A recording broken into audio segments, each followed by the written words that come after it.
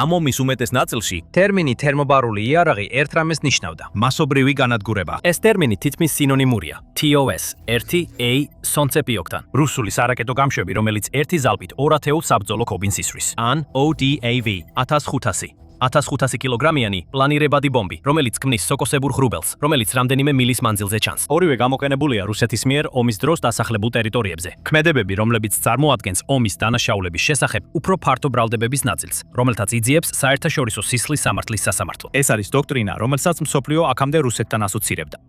რაც უფრო დიდია, მით უკეთესია. რაც უფრო დიდ ტერიტორიას შეძლებ ერთ დათქმაში საცხოვრებლად უარგისად აქციო, მით უფრო ეფექტურია იარაღი. და მშვიდობიანი მოსახლეობა, რომელიც ამ ზონაში აღმოჩნდება, მისაღები და შესაძლოა განზრახული დანახარჯია. მაგრამ უკრაინამ სხვა გზა ესჩია. მათ თვით ნაკლები ნიშნავს მეც. უკრაინა 2026 წლის ივნისში პარიზში გამართულ თავდაცვის გამოფენაზე წარსდგა თერმობარული იარაღით, რომელიც მხოლოდ 9 კილოგრამს იწონის და კარგოს შარვლის ჯიბეში ეტევა. ამ იარაღით უკრაინა ჩუმად ცვლის წარმოდგენას. თუ რისთვის უნდა გამოიყენებოდეს ეს იარაღის კატეგორია. მასობრივი მსხვერპლის ნაცვლად იარაღები გადაეტყობა სიზუსტეზე, სადაც სამიზნე არის ერთი ოთახი, სანგარი ან მანქანა. ჩვენ აგიხსნით, როგორ მუშაობს თერმობარული იარაღი სინამდვილეში, რატომ აღმოჩნდნენ რუსეთი და უკრაინა ერთი და იმავე ტექნოლოგიის საპირისპირო მხარეებზე და რას უკრაინის სრულიად ახალი ხელყუმბარა დრონების დოქტრინასთან ერთად, რომელიც ახლა მის გარშემო ყალიბდება, გვეუბნება თუ საით მიემართება ახლო ბრძოლა ამ ომში. მოდით დავიწყოთ თერმობარული იარაღების მექანიზმით. ჩვეულებრივი ფეთქებადი ნივთიერება არის ერთი თვითკმარი მოვლენა. მყარი ან თხევადი ნაერთი ფეთქდება, გამოუშვებს მთელ თავის ენერგიას ერთ სწრაფ ქიმიურ რეაქციაში და ზიანი გამოდრეულია აფეთქების ტალღით და ნამსხვრევებით, რომლებიც მასთან ახლავს. თუმცა თერმობარული იარაღი ორსაფეხურიანი პროცესია. საწვავის კონტეინერი შიგნით საბრძოლო მასალაშია მოთავსებული და მასთან ერთად არის ორი ცალკე ასაფეთქებელი მუხტი. პირველი მუხტი ფეთქდება და საწვავს აეროზოლის წვრილ ღრუბლად აფქვერს და მას გარშემო ჰაერში ასხამს. წამის მცირე ნაწილის შემდეგ მეორე მუხტი ანთებს ამ ღრუბელს და რადგან საწვავი ახლა ატმოსფეროშია შერეული და არა კონტეინერში მოთავსებული, ის იწვის იმ ჟანგბადით, რომელიც უკვე ჰაერშია მის გარშემო. შედეგი არ არის მკვეთრი, მყისიერი აფეთქება. არამედ მუდმივი წნევის ტალღა და ცეცხლოვანი ბურთი, რომელიც რჩება, იგი უფრო დიდხანს იწვის და ამ ზედმეტ წნევას უფრო შორს ავრცელებს, ვიდრე იგივე ზომის ჩვეულებრივი მუხტი შეძლებდა. ეს დეტალი, რომ გარე ჰაერი წვისთვის აუცილებელია, ყველაზე მნიშვნელოვანი რამ, რაც ამ იარაღების შესახებ უნდა იცოდეთ, სწორედ ესაა, რადგან ეს ხსნის, რატომაც არის ისინი შემაძწუნებელი და ამავე დროს შეზღუდული. ღია სივრცეში, სადაც აფეთქების ტალღას არაფერი აბრუნებს, თერმობარული იარაღი რეალურად ნაკლებად შთამბეჭდავი იარაღია. მოწოლილი წნევის ტალღა უბრალოდ გარეთ ვრცელდება და იფანტება. მაგრამ იგივე იარაღი ჩაკეტილ ან ნახევრად ჩაკეტილ სივრცეში რომ გამოიყენო, ყველაფერი იცვლება. ზედმეტ წნევას გასაქცევი არსად აქვს. ამის ნაცვლად ის ყველა კედლიდან ირეკლება, საკუთარ თავზე გროვდება და სამიზნეს ერთდროულად რამდენიმე მიმართულებიდან აღწევს. აშშ-ს არმიის საცნობარო მასალებში ეს ეფექტი აღწერილია როგორც ხანგრძლივი წნევის და ვაკუუმის ტალღა, რომელსაც შეუძლია რბილი ქსოვილები დააზიანოს ისე, როგორც ის ანგრევს თვითმფრინავის გარსს ან რადარის ზედაპირს და კედლების შიგნით მყოფ ადამიანებს ვერ იცავს. ისინი აძლიერებენ დამანგრეველ ეფექტს ტალღის აქეთ-იქით არეკლით. ამის გარდა ცეცხლოვანი ბურთი წვისას დახურულ სივრცეში ჟანგბადს შთანთქავს, რაც ნიშნავს, რომ ვინც პირველ აფეთქებას გადაურჩა, ეხლა მეორეული გაგუდების ეფექტს ებრძვის. ამიტომ იარაღი გამოიყენეს ქალაქებში და შენობებზე, რადგან ნამდვილ სამხედრო სამიზნეებზე, როგორიცაა სამხედრო ინფრასტრუქტურა ან ცალკეული ტანკები, მისი გამოყენება ნაკლებად ეფექტურია. ღია სივრცეში თერმობარული საბრძოლო თავი გამოსადეგი რომ იყოს, მოუხერხებლად დიდი უნდა იყოს. რუსეთის მიდგომა ყოველთვის იყო ამ ოთახის გაწმენდის პრინციპის მასშტაბირება, მთელი უბნის ზომამდე. ყველაზე ნათელი მაგალითია ზემოთ ნახსენები DOS 1A სონცეპიოკი, რაც ნიშნავს მწველ მზის ნათებას. ეს არის 24 ლულიანი, 220 მმ-იანი რაკეტსატყორცნი, რომელიც მიმაგრებულია T-72 ტანკის შასიზე, პირველად შემუშავებული საბჭოთა ქიმიური ჯარების მიერ 1980-იან წლებში და გამოყენებული ბუნჩირის ხეობაში, ავღანეთის ომის დროს. ეს იარაღი ტექნიკურად მიეკუთვნება რუსეთის ბირთვული, ბიოლოგიური და ქიმიური დაცვის ჯარებს და არა ჩვეულებრივ საარტილერიო დანაყოფებს. და ის ჩვეულებრივ ერთვის მანევრულ ბრიგადებს მხოლოდ ერთი კონკრეტული ამოცანისთვის. ფიქსირებული თავდაცვითი პოზიციების გაწმენდა, განსაკუთრებით ურბანულ გარემოში. რუსეთმა ის გამოიყენა გროზნოში ჩეჩენთა ომების დროს, სირიაში და ის უკრაინაში შევიდა 2022 წლის თებერვლის შეჭრიდან რამდენიმე დღეში. მისი ბელარუსის საზღვარზე გადასვლა კადრებშიც დაფიქსირდა. თითოეული რაკეტა ავრცელებს ღრუბელს, რომელიც ცეცხლდება ტემპერატურაზე, რომელიც 3700 გრადუს ცელსიუსს უახლოვდება. და ერთი ზალპი შესაბამის პირობებში ფუნქციურად გაანადგუროს საცხოვრებელი კვარტალის შენობები ან გამაგრებული ნაგებობები. ეს არის მთელი რუსეთის დოქტრინა ერთ პლატფორმაში. ერთი სისტემა, ერთი დარტყმა. ერთი ძალიან დიდი პრობლემა ყველასთვის, ვინც შეტევის ზონაში იმყოფება.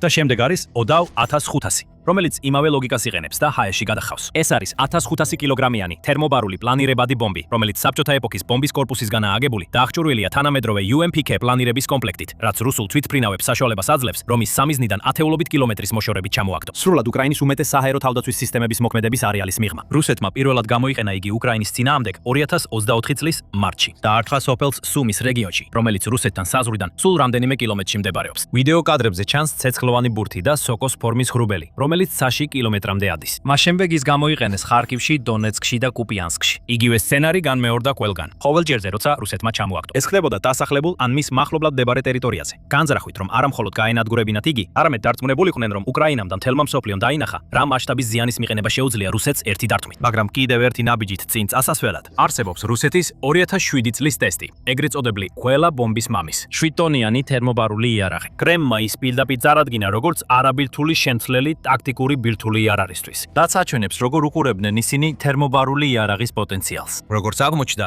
DOS-1A თავისი შემზარავი რეპუტაციის მიუხედავად აღმოჩნდა, რომ რუსეთის არსენალში ერთ-ერთი ყველაზე დაუცველი სისტემაა სწორედ იმ ტიპის დრონებით გაჯერებულ ბრძოლის ველზე, როგორიც უკრაინამ შექმნა. მისი ზომა და თერმული კვალი თითქმის შეუძლებელს ხდის მის დამალვას. მისი მასიური გამშვები არ იძლევა საშუალებას დაამაგრონ ეგრეთ წოდებული ანტიდრონული გალიები, რომლებიც სხვა რუსულ ჯაშანს იცავს FPV დარტყმებისგან. ღია წყაროების მონიტორინგის ჯგუფებმა დააფიქსირეს, რომ რუსეთის ომამდე არსებული 48 ერთეულიდან 36 სისტემა დაზიანდა, ტყვედ ჩავარდა ან განადგურდა 2026 წლის ივლისისთვის. ასე რომ ბრძოლის ველზე ყველაზე საშიშ თერმობარული პლატფორმა აღმოჩნდა მთავარი სამიზნე იმავე პატარა და იაფი დრონებისთვის, რომლებზეც უკრაინა ჩუმად აგებს სრულიად განსხვავებულ თერმობარულ დოქტრინას. ეს კი გვიყვანს კითხვამდე, რატომ არის ასე მნიშვნელოვანი უკრაინის მიერ სრულიად საპირისპირო მიმართულებით გადახვევა? უკრაინამ დამოუკიდებლობის შემდეგ მემკვიდრეობით მიიღო იმავე საბჭოთა თერმობარული მემკვიდრეობის ნაწილი. ძირითადად RPG-7-ის თერმობარული ვაზნების და მხარზე სატარებელი ცეცხლმფქვევის მუხტების, როგორიცაა შმელის სახით. უკრაინელი კრეითები ბახმუტის მახლობლად ამ მემკვიდრეობით მიღებულ საბჭოთა ვაზნებს ოკუპირებულ შენობებზე იყენებდნენ იმავე მეთოდით, როგორც რუსი ჯარისკაცები იყენებენ მათ სხვაგან. მაგრამ 2017 წლიდან უკრობორომპრომი, უკრაინის თავდაცვის ინდუსტრია, წარმოდგინა პირველი RGT-27 ხელყუმბარა. ის უკრაინის შეიარაღებულ ძალებში 2020 წელს შევიდა და თავიდანვე ისე იყო შექმნილი, რომ შეიძლებოდა როგორც ხელით გადაეგდოთ, ასევე მოგვიანებით დრონით შეგეტანათ ერთ ოკუპირებულ სივრცეში. 600 გრამიანი RGT-27 ხელყუმბარა წარმოქმნის დაახლოებით 13 კუბური მეტრის ცეცხლის ბურთს, რომელიც გრძელდება დაახლოებით 4 წამი და აღწევს ტემპერატურას 2500-დან 3000 გრადუს ცელსიუსამდე. ეს საკმარისზე მეტია, რომ მოკლას ნებისმიერი, ვინც იმალება დახურულ სივრცეში. მაშინ, როცა თავად შენობას პრაქტიკულად არაფერს აკლებს, განსხვავებით რაკეტების ძალბისგან. უკრაინულმა კრეითებმა ზუსტად იმ მიზნით გამოიყენეს იგი, რისთვისაც შეიქმნა სანგრებისა და გამაგრებული შენობების გასაწმენდად, სადაც მსხვერვადი ხუმბარის მეტალის ნამსხვრევები შეიძლება ვერ მოხდეს კუთხეებსა და მკვდარ ზონებს, რომლებსაც დამცველი თავშესაფრად იყენებს. თერმობარული ყუმბარას ასეთი ბრმა წერტილი არ აქვს. წნევის ტალღა ოთახის მთელ სივრცეს ავსებს. ის ეხება ბარიერებს და ნებისმიერი სტრუქტურა, რომელიც თავდამცველს იცავდა, გარდაქმნის იმ საგნად, რაც მას კლავს, რადგან იგივე კედლები, რომლებიც ნამსხვრევებს აჩერებს, ახლა აფეთქებას ირეკლავს და აძლიერებს. უკრაინულმა ძალებმა შემდეგ აიღეს იგივე ხელყუმბარა და გააერთიანეს ის თანამედროვე ომის ერთ-ერთ უდიდეს გამოგონებასთან, დრონებთან. 2023 წლიდან ერთ-ერთი ფართოდ გავრცელებული შემთხვევა 59 მოტორიზებული ბრიგადიდან აჩვენებდა, როგორ იყენებდნენ კომერციულ DJI Mavic 3-ის RGT-27S2 თერმობარული ყუმბარის პირდაპირ მიტოვებული რუსული BPM-ის კრეითა საბრძოლო მანქანის ღია ლიუკში ჩაგდებისთვის, რაც მთლიანად გაანადგურა იგი. არც ყუმბარა და არც დრონი ამ როლისთვის სპეციალურად არ იყო შექმნილი. ზოგმა ჯარისკაცმა უბრალოდ გააცნობიერა, რომ 600 გრამიანი თერმობარული მუხტი, რომელიც საკმარისი სიზუსტით ჩაეშვებოდა სატანკო ჭრილში ან ფანჯარაში, იგივე ზიანს მიაყენებდა, რასაც ბევრად დიდი და ძვირადღირებული ტანკსაწინააღმდეგო იარაღი, როცა აფეთქება ტანკის ვიწრო სივრცეში ხდება. და პარიზში 2026 წლის ივნისში ევროსატორის გამოფენაზე უკრაინამ წარადგინა RGT-45 და მისი პატარა ვერსია RGT-45A. ქაღალდზე ეს გრანატები 500 გრამიან და უფრო მცირე წონის გრანატების ოჯახის მოგრძალებულ ევოლუციას გავს. პრაქტიკაში უკრობორომპრომი ამტკიცებს, რომ მომაკვდინებლობის ზრდა მათ სრულიად სხვა კატეგორიაში აყენებს. RGT-45 იწონის 500 გრამს და შეიცავს 300 გრამ თერმობარული ნაზავს და კომპანია აცხადებს, რომ მისი ეფექტური ზიანის მოცულობა დახურულ სივრცეში 120 კუბურ მეტრს აღემატება. კომპაქტური RGT-45A იწონის 225 გრამს და შეიცავს 135 გრამ ნაზავს და მისი ეფექტური ზიანის მოცულობა 60 კუბურ მეტრს აღემატება.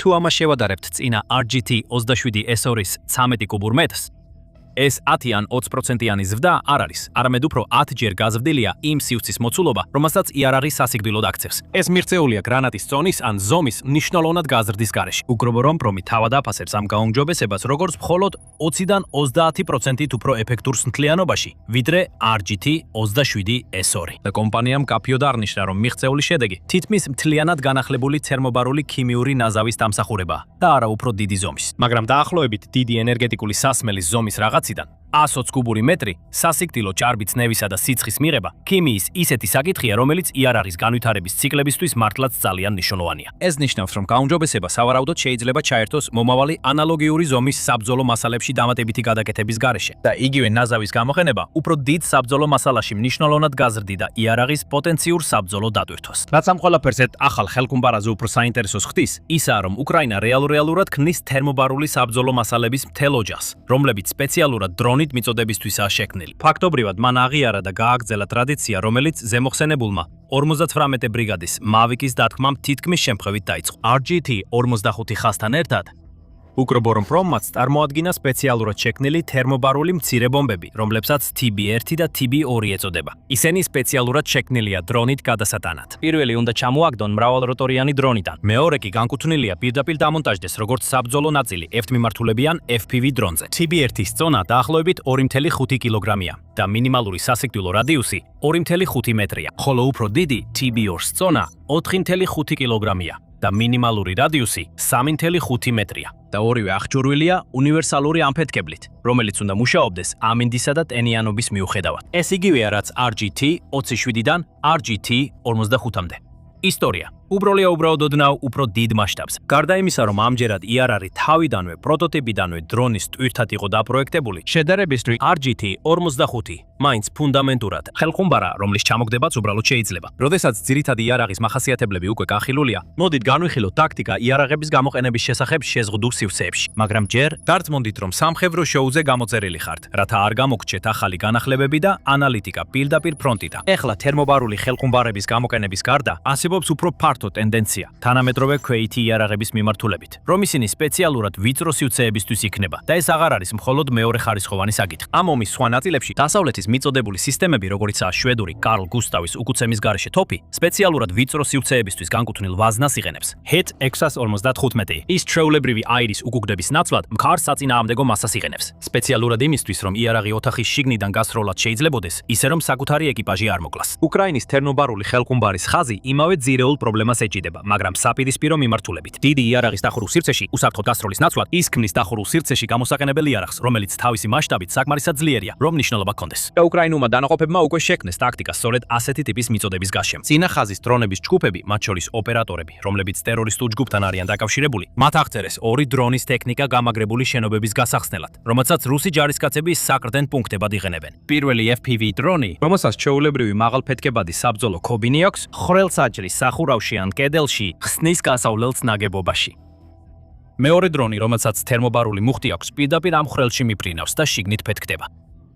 ეს არის სანგრის გაწმენდის ტაქტიკა, რომელიც წლების განმავლობაში ქვეითთა ბრძოლებში გამოიყენებოდა და ახლა პრაქტიკულად უცვლელად დრონების ეპოქაში გადმოიტანეს. იმის ნაცვლად, რომ ჯარისკაცი ცეცხლის ქვეშ ფიზიკურად მიუახლოვდეს კარს და შიგნით ხელხუმბარა ისროლოს, ორი დრონი ახორციელებს გარღვევას. არც ერთ მომენტში უკრაინელი ჯარისკაცი არ ექცევა დამცველების ხილვადობის ზონაში. ეს არის მთავარი ტაქტიკური სარგებელი, უფრო მცირე და ენერგიული თერმობარული მუხტის გამოყენების. როდესაც გავს ზუსტი დრონები, რომლებიც ფანჯრებში და სხვა პატარა ღიობებში შეუძლიათ გაფრენა, ეფექტური მანძილი და შესაძლო გაშვების ტრაექტორიები უბრალოდ იზრდება. იგივე ძირითადი იდეა უფრო დიდ მასშტაბზე ვრცელდება, რაც აფართოებს იმას, რისი მიღწევაც ამ დოქტრინას რეალურად შეუძლია. Behemoth Strike-ის დრონი, რომელიც გლეფერმა და Calver Aerospace-მა შექმნეს და პირველად საჯაროდ წარადგინეს 2026 წლის მაისში. აქვს 75 კილოგრამიანი ტანდემური საბრძოლო დატვირთვა, რომელიც შედგება 40 კილოგრამიანი მაღალი აფეთქების ფრაგმენტაციის საბრძოლო თავკუპისგან. ცხვირში მის უკან მოთავსებულია 35 კილოგრამიანი თერმობარული მუხტი. 2026 წლის ივნისში დრონი უკვე გამოყენებული იყო ჩონჰარის ხიდის წინააღმდეგ, რომელიც ოკუპირებულ ხერსოპონის ოლქს ყირინთან აკავშირებს, რაც ნახევარკუნძულისკენ მიმავალ ერთ-ერთ მთავარ ლოგისტიკურ კორიდორს არღვევს. მაგრამ მიუხედავად იმისა, რომ დრონი გრანატებთან შედარებით უზარმაზარია, მას იგივე ძირითადი დიზაინის ფილოსოფია აქვს. მიუხედავად იმისა, რომ ეს გრანატა ბევრად უფრო დიდ და ნაკლებად მოსახერხებელ ანტიტანკურ გრანატას ანაცვლებს, Behemoth განკუთვნილია ისეთი ფრთოსანი რაკეტის ჩანაცვლებისთვის, როგორიცაა Storm Shadow ან Scalp, რომლებსაც ბრიტანეთი ან საფრანგეთი აწვდის.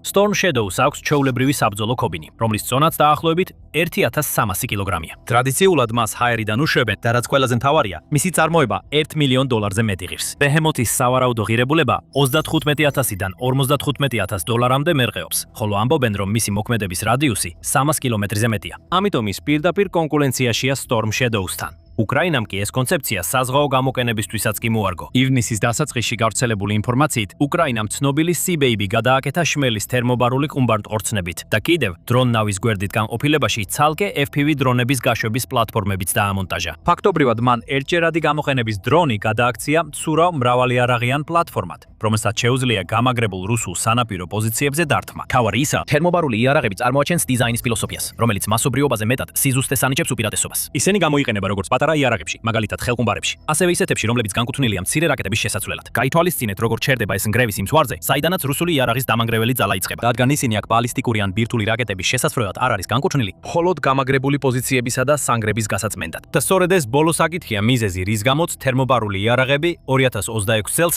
ასე მწვავედ განეხილება. ხედავთ, ბოლო 2 წლის განმავლობაში მეტწილად ბრძოლები, უმეტესი ბრძოლა დონბასის რეგიონს გადამკვეთ, შედარებით სტატიკურ ხაზზე იყო კონცენტრირებული. რუსეთმა თავდაპირველი თავდაცვითი ხაზი რეალურად 2022 წლის ბოლოს დაიწყო აშენება. დაახლოებით 1000 კილომეტრიანი ქსელი ოკუპირებულ უკრაინაში. მოგვიანებით სურაჟვიკინის ხაზის სახელით ცნობილი, ის შედგებოდა ნაღმების ველების, დრაკონის კბილების და გაფანტული სანგრების სისტემებისგან, სპეციალურად იმისთვის, რომ აღეკვეთა ან შეემცირებინა უკრაინული კონტრშეტევის გავლენა. და ეს იმუშავა. უკრაინულმა ძალებმა 2023 წლის უმეტესი ნაწილი გაატარეს ამ ხაზის ერთ სექციაზე ბრძოლაში, უზარმაზარი დანაკარგებით და საბოლოოდ ვერ შეძლეს მისი გარღვევა. შემდეგ როლები შეიცვალა. 2024 წლიდან მოყოლებული, უკრაინა ახალი რუსული შეტევების წინაშე აღმოჩნდა. უკრაინამ იმავე საკუთარი ვერსია ააგო. ქსელი, რომელსაც უკრაინის ახალი დონბასის ხაზი ეწოდება, რომელიც 350 კილომეტრზე მეტზეა გადაჭიმული დონეცკის, დნიპროპეტროვსკის, ხარკოვისა და ზაპოროჟიეს გავლით. მსგავსად სურაჟვიკის ხაზისა, ის შედგება გაფანტული, შენიღბული, გამაგრებული პუნქტებისგან. სპეციალურად შექმნილია იმისთვის, რომ დრონებისა და თანამგზავრული დაზვერვისთვის ერთიან სამიზნე დარიქცეს. ორივე მხარე დამოუკიდებლად მივიდა თითქმის იდენტურ გამაგრებითი დოქტრინამდე,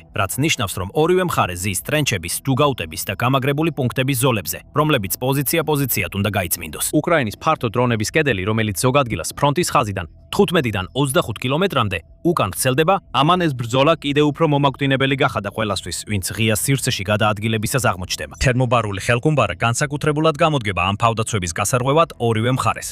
ზუსტად იმ ფიზიკის გამო, რითიც დავიწყეთ. ნამსხვრევები შეიძლება ვერ მოხდეს მკვდარ ზონას საკრდენი ბოძის უკან ან დუგაუტის მოხევასთან. ჯარისკაცი, რომელიც ბუნკერის არასწორ კუთხეში ჩაიმუხლებს, შეიძლება გადარჩეს ფრაგმენტაციული ხელყუმბარის აფეთქებას, რომელიც კარიდან შიგნით შეაგდეს. თერმობარული მუხტი იმ კუთხესაც კი არტოვებს ხელშეუხებას, რადგან წნევის ტალღა დახურული სივრცის ყველა ნაწილს აღწევს. ზუსტად ამიტომ ეფექტური ზიანის მოცულობის 10-ჯერადი ზრდა პოტენციურად ცვლის იმას, თუ რამდენად დიდ ნაწილს გაანადგურებს გამაგრებული ნაგებობისა ერთი საბრძოლო მასალა, რომელსაც ერთი დრონი მიიტანს, შეუძლია გაანეიტრალოს ერთ გასვლაზე. ეს ნიშნავს, რომ უკრაინულ დანაყოფებს შეეძლებათ რუსული თავდაცვითი პოზიციების გაწმენდა ნაკლები რესურსის გამოყენებით და მათი ქვეითების ნაკლები საფრთხის ქვეშ დაყენებით. თუმცა აქ არსებობს იურიდიული და მორალური ასპექტი, რომელიც ღირს პირდაპირ აღინიშნოს და არა გვერდი აუაროს. საერთაშორისო სამართალი არ გძალავს თერმობარული იარაღის გამოყენებას ლეგიტიმური სამხედრო სამიზნეების წინააღმდეგ და ყველა მცდელობა, რომ კონკრეტულად შეეზღუდათ ან აეგრძალათ ეს კატეგორია, როგორც იარაღის კლასი, წარუმატებლად დასრულდა. რასაც განსაზღვრავს კანონიელებას და რის გამოც ამოიჭრა ომის დანაშაულის ბრალდებები რუსეთის მიერ, TOS-RTA-ს და ODAV 1500-ის გამოყენებაზე არის სამიზნე და არა მექანიზმი. როდესაც გამოიყენება თხრილის, ბუნკერის ან ჭავშანმანქანის წინააღმდეგ, თერმობარული იარაღი ომის კანონიერ იარაღად ითვლება როგორც ნებისმიერი სხვა. კანონის თვალსაზრისით ის არაფრით განსხვავდება ჩვეულებრივი ხელყუმბარის ან ტანკსაწინააღმდეგო ჭურვისგან. მაგრამ როდესაც მას იყენებენ საცხოვრებელ კორპუსზე ან საცხოვრებელ უბანში, ისევე როგორც ბუნკერში მისი გამანადგურებელი ძალა ფიზიკის კანონებით აიხსნება, იგივე ფიზიკა მას სამოქალაქო პირების წინააღმდეგ მასობრივი მსხვერპლის იარაღად აქცევს. ბოლო პუნქტი არის მთავარი არსი ბრალდებისა, რომ რუსეთს აქვს ქალაქების დაბომბვის განმეორებადი პრაქტიკა ქალაქებში. დაწყებული გროზნიდან 1989 წელს, გაგრძელებული ალეპოთი 2016 წელს და დასრულებული უკრაინულ ქალაქებში, რომლებიც 2020-იან წლებში ODAV 1500-ით დაიბომბა. უკრაინის დეკლარირებული დოქტრინა, როგორც RGT-27-ის, ასევე RGT-45-ის და დრონით მიწოდებული TB სერიის შემთხვევაში, მუდმივად კონცენტრირებულია სანგრებზე, მებრძოლებით დაკავებულ შენობებსა და სატრანსპორტო საშუალებებზე. მიუხედავად იმისა, ეს დოქტრინა სრულად მოქმედებს თუ არა ყველა შეტაკებაში, ყველა დანაყოფში, ომის განმავლობაში, რომელიც უკვე მეხუთე წელია გრძელდება, ეს არ არის ის, რასაც უკრაინის სამხედრო სარდლობის გარეთ ვინმე სრული სიზუსტით დაადასტურებს. მაგრამ ღია წყაროებში წლების განმავლობაში დოკუმენტირებული დარტყმების მიხედვით, ეს ტენდენცია მუდმივი. რუსეთმა თერმობარული იარაღი მასობრივი ზემოქმედებისთვის გამოიყენა ისეთ ტერიტორიებზე, სადაც მშვიდობიანი მოსახლეობაცაა. უკრაინამ იგივე ფიზიკური პრინციპები მცირე მასშტაბზე გამოიყენა. ზუსტი დარტყმისთვის ერთი ოთახის, ერთი მანქანის, ერთი გამაგრებული პოზიციის წინააღმდეგ და ყველა ცნობილი შეტაკება ამ მიზანს ემსახურება. RGT-45. რუსეთისთვის მისი ზომის გამო არ არის საშიში. ის საშიშია იმიტომ, რომ არა მხოლოდ აჩვენებს, რამდენად განსხვავებულად შეიძლება გამოყენებულ იქნას იარაღის მთელი კატეგორია, არამედ იმიტომაც, რომ ხაზს უსვამს, რამდენად დიდ თანდევ ზიანს მზად არის რუსეთი მიაყენოს უკრაინას თავისი მიზნების მისაღწევად. ეს ასევე ასახავს რუსეთის სამხედრო ტექნოლოგიის უფრო ფართო ჩავარდნებს, რომელმაც ვერასდროს შეძლო იარაღის შემცირება ისე, რომ მისი ეფექტურობა შეენარჩუნებინა. ეხლა თუ ეს თქვენთვის სასარგებლო იყო, გთხოვთ, მოიწონეთ და გამოიწერეთ არხი. რადგან ჩვენ ყოველდღიურად ვაშუქებთ იარაღის განვითარებასა და საბრძოლო დოქტრინებს უკრაინიდან, რუსეთიდან და ნატოდან.